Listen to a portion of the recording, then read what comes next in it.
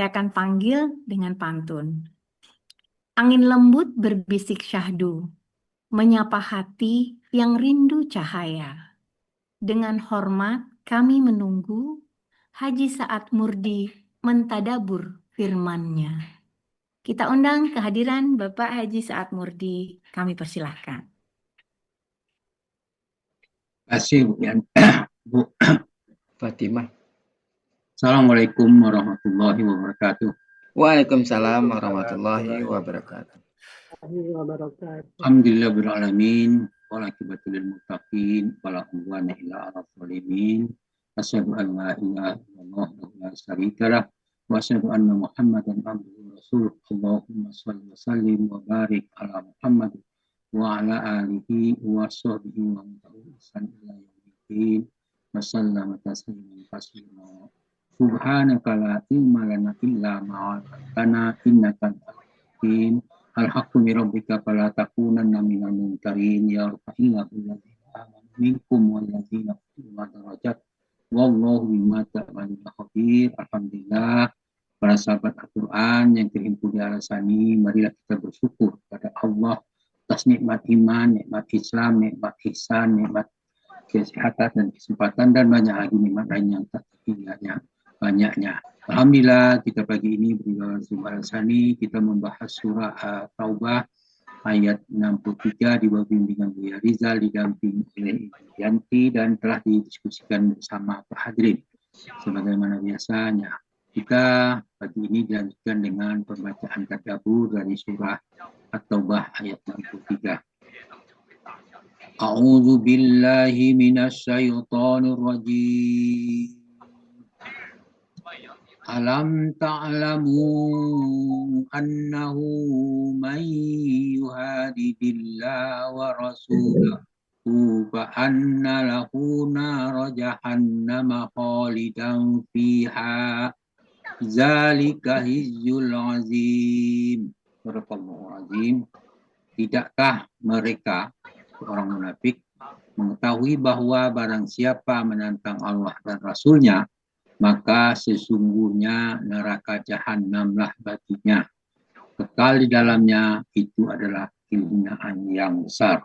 At-Taubah ayat 63. Ayat ini dimulai dengan alam ta'lam annahu may yuhadidillah wa rasulahu. Tidakkah mereka, maksudnya orang munafik, mengetahui bahwasanya barang siapa menentang Allah dan Rasulnya. Kalimat ini dimulai dengan kata alam, huruf tanya yang bermakna penegasan. Lam arti peniadakan yang mengubah kata SAD dari kata SAD menjadi masa lalu. Tidakkah mereka mengetahui? Allah tidak bertanya untuk tahu, tetapi untuk membangunkan kesadaran kepada yang membaca. Ya'lamu, mereka mengetahui, maksudnya mendengar, tetapi maksudnya mendengar tapi mengetahui dengan yakin. Ilmu itu sudah ada tapi tidak diikuti. Ilmu tanpa amal adalah awal kehancuran. Innahu, kalimat penegasan, bukan kemungkinan tapi kepastian bahwa ada hukum yang tidak bisa dinegosiasikan. Man, itu siapa saja, tanpa pengecualian, tidak peduli status, waktu, maupun jabatan. Artinya hukum Allah pasti terjadi dan tidak pilih kasih.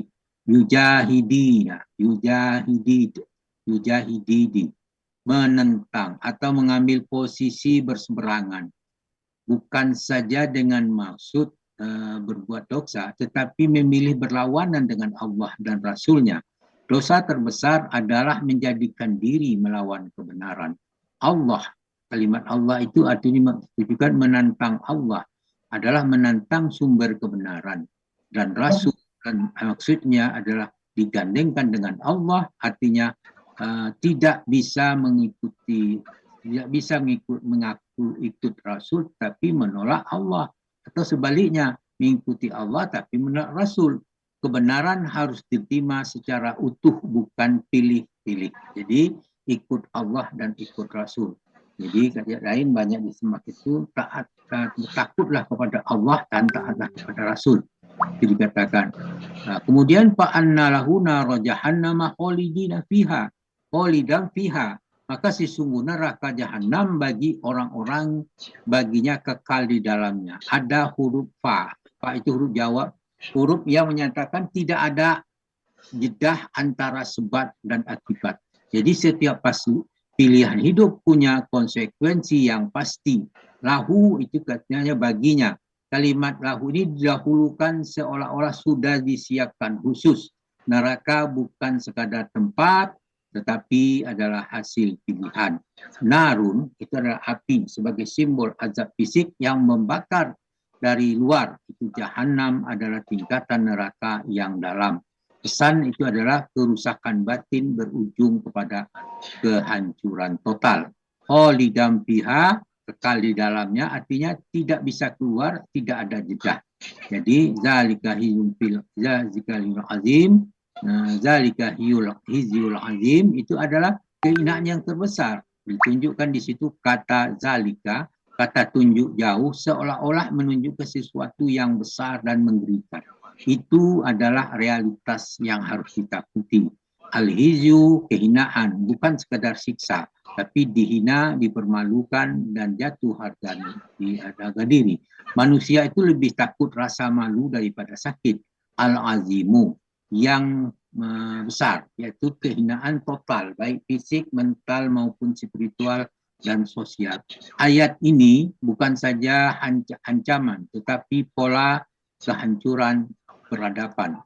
Saat manusia melawan hukum Allah, menolak kebenaran Rasul, konsekuensinya adalah kehancuran. Itu sosial, moral, sosial, peradaban. Sebelum kehancuran akhirat. Hidup itu netral. Kita harus memilih posisi bersama Allah atau melawan Allah. Pilihan itu tidak langsung terasa tetapi pasti berujung. Ayat-ayat terkait dengan itu secara tematik, yaitu tema menentang Allah dan Rasulnya itu permusuhan yang nyata. Dan surah Al-Anfal ayat 13 Allah berfirman, A'udzubillahi minasyaitonir rajim. Zalika bi annahum saqqullaha wa rasulah wa may yusaqiqillaha wa rasulahu fa innallaha sadidul iqab. Ketentuan yang demikian itu adalah karena sesungguhnya mereka menentang Allah dan Rasulnya. Barang siapa menentang Allah dan Rasulnya, maka sesungguhnya Allah amat keras siksaannya. Al-Anfal ayat 13. Surah Al-Hasr ayat surah ketiga 59 ayat 4 Allah berfirman, Zalika bi annahum saqqullaha wa rasulahu wa may yusaqqillahi fa innallaha sadidul iqab. Ayat ini sama dengan ayat sebelumnya. Yang demikian itu sesungguhnya mereka menentang Allah dan Rasulnya. Sebarang siapa menentang Allah dan Rasulnya, sungguh Allah sangat keras hukumannya. Al-Hasr ayat 4. Konsekuensi pasti dan tidak bisa dihindari. Dalam surah Jin ayat 23 Allah berfirman, A'udzubillahi minasyaitonir rajim, illa baram minallahi wa risalatihi wa ma ya'sillahu wa rasulahu fa inna lahu nar jahannam khalidina fiha abada. Aku hanya menyampaikan peringatan dari Allah dan risalahnya. Dan barang siapa mendurhakai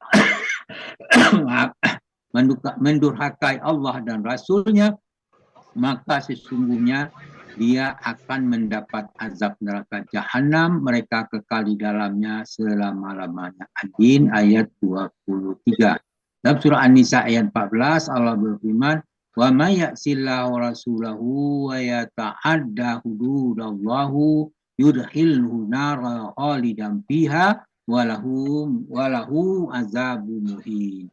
Barang siapa mendurhakai Allah dan Rasulnya, melanggar ketentuan-ketentuannya, niscaya Allah memasukkannya ke dalam api neraka, sedangkan dia kekal di dalamnya, dan baginya ada siksa yang menghinakan. An-Nisa ayat 14. Berkaitan dengan kehinaan sebagai hukuman dalam surah Al-Baqarah, wa man azlamu mimman masajidallahi ayyuzkara fiha ismuhu wa sa'afi qarabiha ulaika ma kana lahum an yadkhuluha illa khaifin Lahum fid dunya khizyun wa lahum fil akhirati azabun azim. Siapakah yang lebih zalim daripada orang yang menghalang-halangi di dalam masjid Allah menyebut namanya dan berusaha merobohkannya? Mereka itu tidak pantas memasukinya kecuali dengan rasa takut kepada Allah. Mereka di dunia mendapat kehinaan, akhirat mendapat azab yang berat. Di penekanan ayat ini, lahum fid dunya wa lahum fil akhirati azabun azim. Jadi masalahnya kehinaan dan siksaan yang berat. Kemudian tema menentang kebenaran setelah jelas. Allah berfirman dalam surah Muhammad ayat 32, A'udzubillahi minasyaitonir rajim. Innal ladzina kafaru wa saddu an sabilillah wa saqqur rasulullah min ba'di ma tabayyana lahumul huda la yadurruhu wa syai'an wa sayuhbitu a'malahum. Sesungguhnya orang kafir dan orang yang menghalangi manusia di jalan Allah serta memusuhi Rasulnya setelah petunjuk jelas bagi mereka, mereka tidak dapat memberi mudarat kepada Allah sedikit pun dan Allah akan menghapuskan pahala amal-amal mereka. Hukum ini adalah hukum universal.